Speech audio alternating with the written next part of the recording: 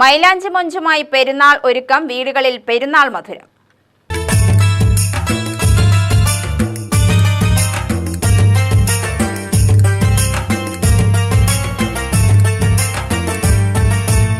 ബലിപ്പെരുന്നാൾ സുദിനത്തിന് മാറ്റുകൂട്ടി വീടുകളിൽ മൈലാഞ്ചി മൊഞ്ച്. മുസ്ലിം ഭവനങ്ങളിലെ സ്ത്രീകളും പെൺകുട്ടികളും ഇന്നലെ രാത്രി മൈലാഞ്ചിയിടലിന്റെ തിരക്കിലായിരുന്നു.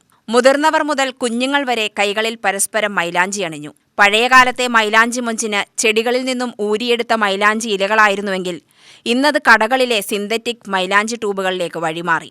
സ്ത്രീകളും കുട്ടികളും മൈലാഞ്ചി അണിഞ്ഞ് പാട്ടുപാടലും ഒപ്പനകളിയുമെല്ലാം പതിവാണ്.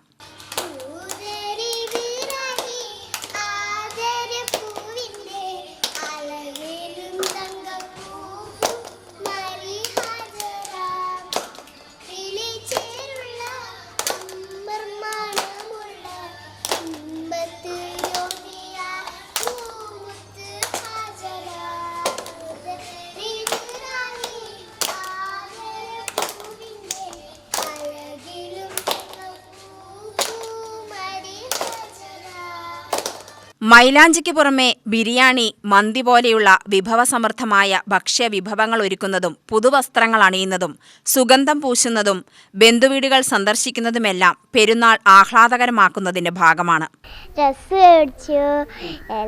ബിരിയാണി